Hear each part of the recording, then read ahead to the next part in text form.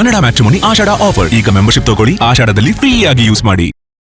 ಸ್ವಾತಂತ್ರ್ಯ ದಿನಾಚರಣೆಯ ಅಂಗವಾಗಿ ಈ ಬಾರಿ 220ನೇ ಫಲಪುಷ್ಪ ಪ್ರದರ್ಶನ ತೋಟಗಾರಿ ಇಲಾಖೆ ಹಮ್ಮಿಕೊಂಡಿರುವಂಥದ್ದು. ಸದ್ಯ ದೃಶ್ಯಾವಳಿಗಳಲ್ಲೂ ಸಹ ನಾನು ನಿಮಗೆ ತೋರಿಸ್ತಾ ಇದ್ದೀನಿ. ಈ ಬಾರಿಯೂ ಸಹ ವಿಭಿನ್ನವಾಗಿ ಗಂಗರ ಥೀಮ್ ಅನ್ನು ಇಟ್ಕೊಂಡು ಕರ್ನಾಟಕದ ಇತಿಹಾಸದ ರಾಜಮನೆತನದಲ್ಲಿ ಒಂದಾದಂತಹ ಗಂಗರ ಆಳ್ವಿಕೆ ಬಗ್ಗೆ ತಿಳಿಸುವಂಥ ಕೆಲಸ ತೋಟಗಾರಿ ಇಲಾಖೆ ಮಾಡಿರುವಂಥದ್ದು. ಸದ್ಯ ದೃಶ್ಯಾವಳಿಗಳಲ್ಲೂ ಸಹ ನಾನು ನಿಮಗೆ ತೋರಿಸ್ತಾ ಇದ್ದೀನಿ. ಬೇಗೂರಿನ ನಾಗೇಶ್ವರ ದೇವಾಲಯವನ್ನು ಸೆಂಟರ್ ಆಫ್ ಅಟ್ರಾಕ್ಷನ್ ಅಂತಲೂ ಸಹ ಕರಿಬೋದು.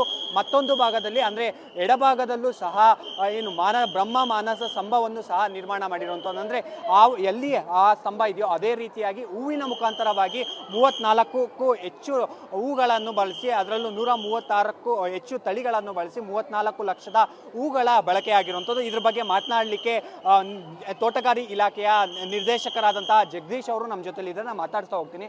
ಸರ್, ಈ ಬಾರಿಯೂ ಸಹ 220ನೇ ಫಲಪುಷ್ಪ ಪ್ರದರ್ಶನವನ್ನು ಮಾಡಿದ್ದೀರಾ. ಈ ಬಗ್ಗೆ ಇಲ್ಲಿಯವರೆಗೂ ಎಷ್ಟರ ಮಟ್ಟಿಗೆ ರೆಸ್ಪಾನ್ಸ್ ಇದೆ ಸರ್? ಇದು 3ನೇ ದಿವಸದ ಪ್ರದರ್ಶನ. ತಮಗೆಲ್ಲ ತಿಳಿದಿರುವ ಹಾಗೆ 6ನೇ ತಾರೀಕು ಮಾನ್ಯ ಮುಖ್ಯಮಂತ್ರಿಗಳು ಈ ಪ್ರದರ್ಶನಕ್ಕೆ ವಿದ್ಯುಕ್ತ ಚಾಲನೆಯನ್ನು ನೀಡಿದ್ದಾರೆ. ಇವತ್ತು ನಮಗೆ ಭಾಳ ವಿಶೇಷವಾದಂಥ ಒಂದು ವೆದರ್ ಕೂಡ ತುಂಬ ಚೆನ್ನಾಗಿ ಪರ್ಮಿಟ್ ಮಾಡಿದೆ. ಬೆಳಗ್ಗೆ ಇವತ್ತು ಶನಿವಾರ ಆಗಿರೋದ್ರಿಂದ ಭಾಳ ದೊಡ್ಡ ಸಂಖ್ಯೆಯಲ್ಲಿ ಪ್ರವಾಸಿಗರು ಬಂದಿದ್ದಾರೆ. ಇದುವರೆಗೂ ಕೂಡ ಸುಮಾರು 40,000ಕ್ಕೂ ಹೆಚ್ಚು ಪ್ರವಾಸಿಗರು ಈ ಪ್ರದರ್ಶನವನ್ನು ಬೆಳಗ್ಗೆ ಸುಮಾರು 1 ಗಂಟೆ ಸಮಯಕ್ಕೇ ಅವರು ಕಣ್ತುಂಬಿಕೊಂಡಿದ್ದಾರೆ. ಬಹುಶಃ ಸಂಜೆ ಒಳಗಡೆ ಸುಮಾರು 80,000ಕ್ಕೂ ಹೆಚ್ಚು ಜನರು ಬರ್ತಕ್ಕಂಥ ನಿರೀಕ್ಷೆ ಇದೆ. ಮತ್ತು ಇವತ್ತಿನ ಏನು ಜನಸಂದಣಿ ಜಾಸ್ತಿ ಇರೋದ್ರಿಂದ ಇದಕ್ಕೆ ಏನೇನು ಪೂರ್ವ ಸಿದ್ಧತೆಗಳು ಬೇಕು ಅದೆಲ್ಲವನ್ನೂ ಕೂಡ ನಾವು ತಯಾರಿ ಮಾಡ್ಕೊಳ್ತಾ ಇದ್ದೀವಿ ಸರ್. ಈ ಬಾರಿ ವಿಭಿನ್ನವಾಗಿ ಅಂದರೆ ಪ್ರತಿ ವರ್ಷವೂ ಸಹ ಒಬ್ಬ ವ್ಯಕ್ತಿಗತವಾಗಿ ಅಂದರೆ ಜನರಿಗೆ ತೋರಿಸುವಂಥ ಕೆಲಸ ಮಾಡಿದ್ರಿ. ಈ ಬಾರಿ ಇತಿಹಾಸದ ಅಂದರೆ ರಾಜ್ಯ ಮನೆತನದ ಒಂದು ಗಂಗರ ಸಾಮ್ರಾಜ್ಯವನ್ನು ತೋರಿಸುವಂಥ ಕೆಲಸ ಮಾಡಿದ್ದೀರಾ. ತಮಗೆಲ್ಲ ತಿಳಿದಿರುವ ಹಾಗೆ ಲಾಲ್ಬಾಗ್ ಏನೇ ಒಂದು ಐತಿಹಾಸಿಕ ಗಾಜಿನ ಮನೆ ಇದೆ, ಸುಮಾರು 100 ಫಲಪುಷ್ಪ ಪ್ರದರ್ಶನಕ್ಕೆ ಸಾಕ್ಷಿಯಾಗಿದೆ. ಕಳೆದ ಸುಮಾರು 15 ಫಲಪುಷ್ಪ ಪ್ರದರ್ಶನಗಳನ್ನ ಈ ನಾಡು ಮತ್ತು ರಾಷ್ಟ್ರಕ್ಕೆ ಅವಿರತ ಕೊಡುಗೆಯನ್ನು ನೀಡಿದಂಥ ದಾರ್ಶನಿಕರ ಹೆಸರಿನಲ್ಲಿ ಫಲಪುಷ್ಪ ಪ್ರದರ್ಶನವನ್ನು ಮಾಡ್ತಾ ಇದ್ವಿ. ಈ ಕನ್ನಡ ನಾಡನ್ನು ಹಲವು ಪ್ರತಿಷ್ಠಿತ ಮನೆತನಗಳು ಆಳಿ ಈ ಕನ್ನಡ ನಾಡನ್ನು ಕಟ್ಟಲಿಕ್ಕೆ ಬುನಾದಿಯನ್ನು ಹಾಕಿದ್ದಾರೆ. ಅವರೆಲ್ಲರನ್ನೂ ಕೂಡ ನೆನೀತಕ್ಕಂಥದ್ದು ನಮ್ಮ ಆದ್ಯ ಕರ್ತವ್ಯ. ಗಂಗರು ಮತ್ತು ಕದಂಬರು ಜೊತೆಗೇ ಈ ಕನ್ನಡ ನಾಡಿಗೆ ಭದ್ರವಾದಂಥ ಬುನಾದಿಯನ್ನು ಹಾಕ್ತಂಥವ್ರು. ಹಾಗಾಗಿ ಸುಮಾರು 7 ಶತಮಾನಗಳ ಕಾಲ ಕನ್ನಡ ನಾಡನ್ನು ಆಳಿ ವಾಸ್ತುಶಿಲ್ಪ, ಶಿಲ್ಪಕಲೆ, ಕೃಷಿ ಮತ್ತು ವಿದ್ಯಾಭ್ಯಾಸ ಈ ಎಲ್ಲಕ್ಕೂ ಕೂಡ ಮಹತ್ತರವಾದ ಮತ್ತು ಶಾಶ್ವತವಾದಂಥ ಕೊಡುಗೆಯನ್ನು ಕೊಟ್ಟಿರ್ತಕ್ಕಂಥವ್ರು. ಅವರನ್ನು ನೆನೆಯತಕ್ಕಂಥ ವಿಚಾರದಲ್ಲಿ ಗಂಗಾ ಸಾಮ್ರಾಜ್ಯದ 700 ವರ್ಷಗಳ ಇತಿಹಾಸವನ್ನು ನೆನಪಿಸ್ತಕ್ಕಂಥ ಫಲಪುಷ್ಪ ಪ್ರದರ್ಶನ ಈ ಬಾರಿ ಹಮ್ಮಿಕೊಂಡಿದ್ದೇವೆ. ಗಂಗರ ಹುಟ್ಟು ಬೆಳವಣಿಗೆ, ಈ ಒಂದು ನಾಡನ್ನು ಆಳಿದ 700 ವರ್ಷದಲ್ಲಿ ಎಲ್ಲ ಏನು ಅರಸರ ವಿವರಗಳನ್ನು ನಾವಿಲ್ಲಿ ದಾಖಲೆ ಮಾಡಿದ್ದೇವೆ. ಆ ವಿವರಗಳು ಪ್ರತಿಯೊಬ್ಬರಿಗೂ ಕೂಡ ಸ್ಕ್ಯಾನ್ ಮೂಲಕ ತಲುಪ್ತಕ್ಕಂಥ ವ್ಯವಸ್ಥೆ ಮಾಡಿದ್ದೇವೆ.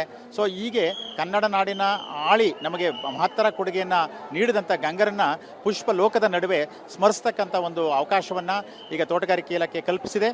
ಸರ್ವರು ಕೂಡ ಇದರ ಲಾಭವನ್ನು ಪಡ್ಕೋಬೇಕು ಅಂತಕ್ಕಂಥದ್ದು ನಮ್ಮ ಕೋರಿಕೆಯಾಗಿದೆ.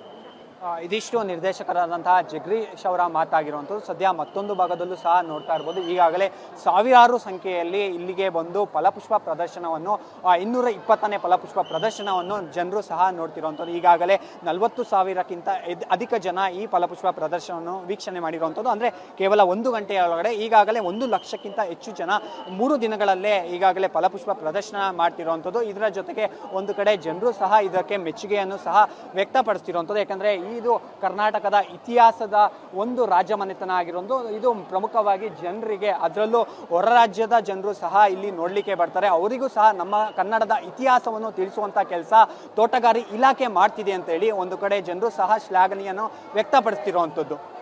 ಕ್ಯಾಮ್ರಾ ಪರ್ಸನ್ ಸುಶೀಲ್ ಜೊತೆ ಅರುಣ್ ಕುಮಾರ್, TV9 ಬೆಂಗಳೂರು. ಕನ್ನಡ ಮ್ಯಾಟ್ರಿಮೋನಿ ಆಷಾಢ ಆಫರ್. ಈಗ ಮೆಂಬರ್ಶಿಪ್ ತಗೊಳ್ಳಿ, ಆಷಾಢದಲ್ಲಿ ಫ್ರೀ ಆಗಿ ಯೂಸ್ ಮಾಡಿ.